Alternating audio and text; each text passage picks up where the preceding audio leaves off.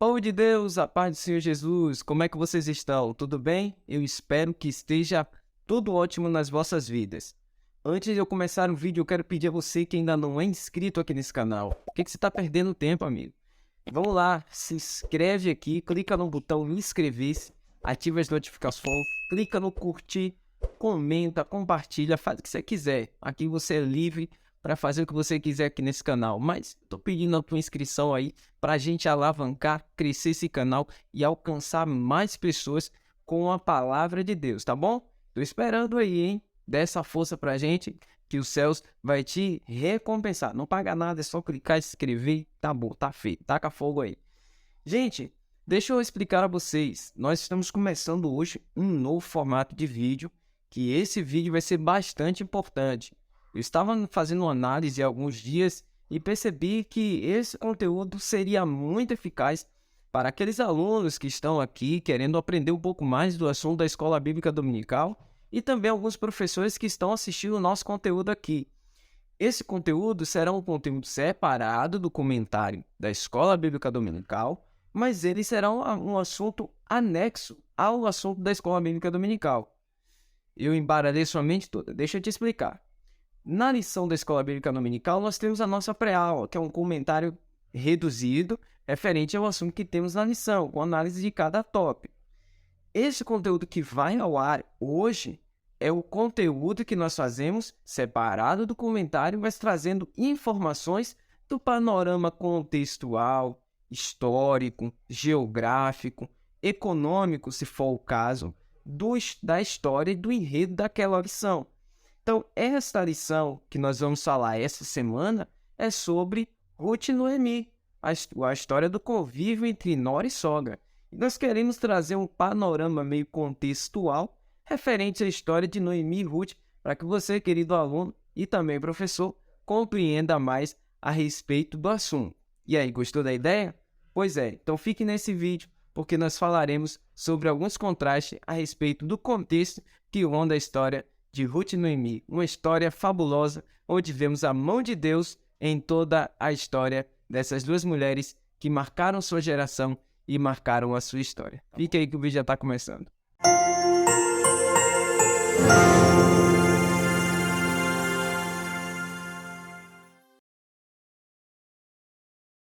Primeiro, queridos, nós pontuaremos aqui a respeito do cenário da história de Ruth.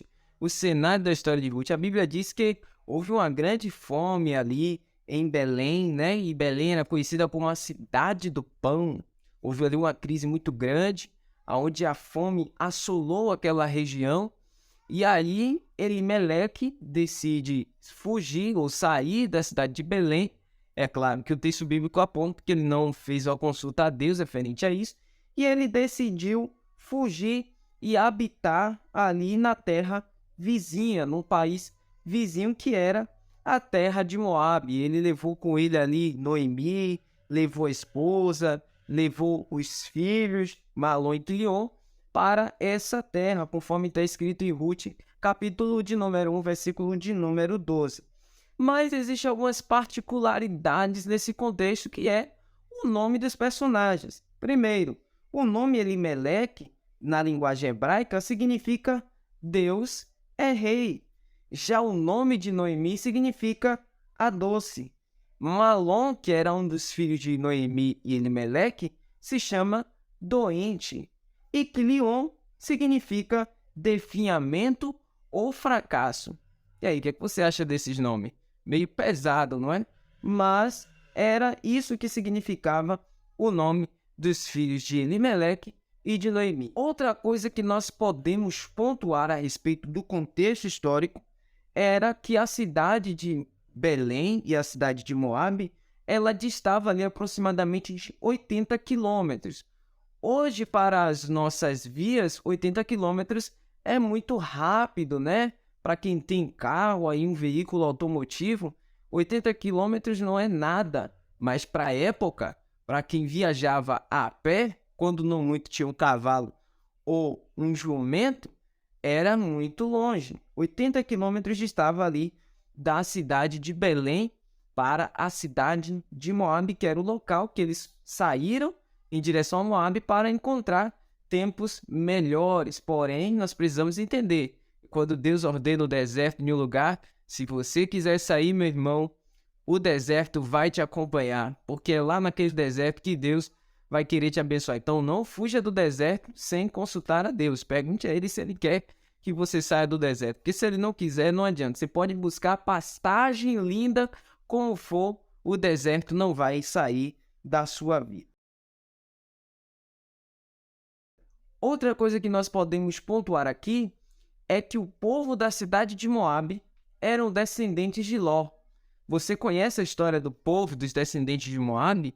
Se você não conhece, aí você vai ter que abrir Gênesis, capítulo de número 19, versículo de número 37. Mas eu aconselho que você veja os versículos anteriores para que você entenda o enredo da história. Mas se você não quiser dar-se ao trabalho de ir lá buscar, eu vou contar resumidamente como funciona a descendência dos Moabitas.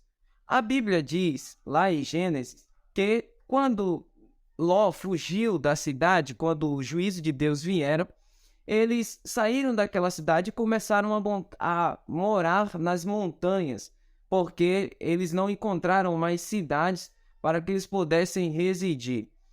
Ló já era velho.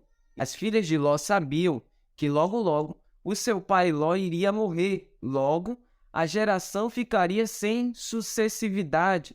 Então, elas tiveram uma ideia terrível para manter a sucessão do nome da família em vida, sabendo que isso na época era muito precioso para as famílias, que o nome da família ficasse em vida, ou seja, o nome do patriarca, do precursor, ficasse dentro da família por anos. Se não, isso não acontecesse, não tendo filhos, logo o nome seria apagado da história. Então, elas tiveram a ideia seguinte, que foi embebedar o pai, dar vinho, e quando ele estivesse embriagado, as filhas deitariam com ele para que, através do ato sexual, elas pudessem gerar um filho. Ou seja, uma se deitou com o pai, embriagou-lhe com vinho, se deitou com ele, e dele gerou um filho. E aí, sucessivamente, a outra filha que ele tinha também deitou-se com o pai e gerou um filho. Desse incesto cometido entre Ló e a filha, saiu um filho, a qual o nome da filha, a filha mais velha, deu o nome de Moabe, que é o patriarca do povo moabita.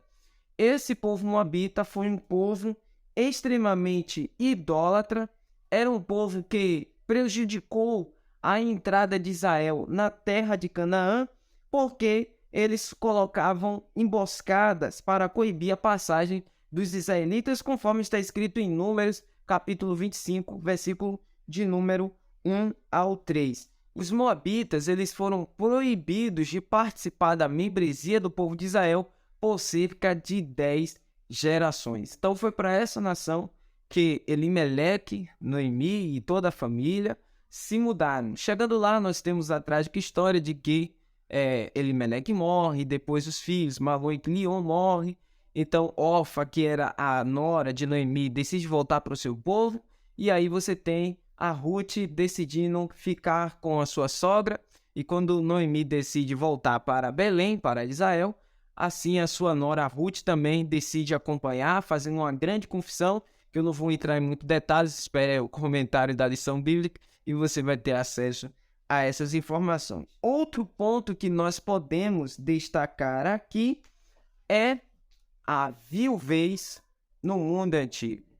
A viuvez no mundo antigo era terrível. Ninguém naquela época queria viver a viuvez, porque as mulheres viúvas, elas ficavam desamparadas e muitas das pessoas tiravam proveito dessas viúvas, porque elas eram mulheres sozinhas. Então essas mulheres eram desprezadas, elas eram desfavorecidas, elas eram também menosprezadas e pessoas que agiam ali de má fé, querendo tirar proveito dessas mulheres. Então o caso das mulheres era terrível. Porém, a Bíblia fala que havia um respaldo na lei de Moisés, que diria que o parente mais próximo deveria ser o remidor dessa viúva. Você vai observar que esse caso ainda fica registrado lá no Novo Testamento. lá no livro de Atos, quando a igreja começa a nomear e fazer ali um corpo diaconal, né? A nomear diáconos para a igreja, que foi uma solicitação dos homens ali daquela região, porque as suas mulheres, principalmente as viúvas e os órfãos e os enfermos, estavam desamparados. E aí começou aquele trabalho do diácono fazer a assistência tanto dos órfãos quanto das viúvas e também aqueles que estavam enfermos. Então, essa é uma informação bastante importante referente à viuvez naquela época e o amparo na lei de Moisés. Como hoje nós temos agora o amparo nas leis previdenciárias que regem o Brasil, nosso país, temos as leis aí previdenciárias que vão, de alguma forma, respaldar e vão assistir essas pessoas. É claro que a gente sabe que não assiste todo mundo, mas da forma mínima que acontece, sim, há uma assistência por parte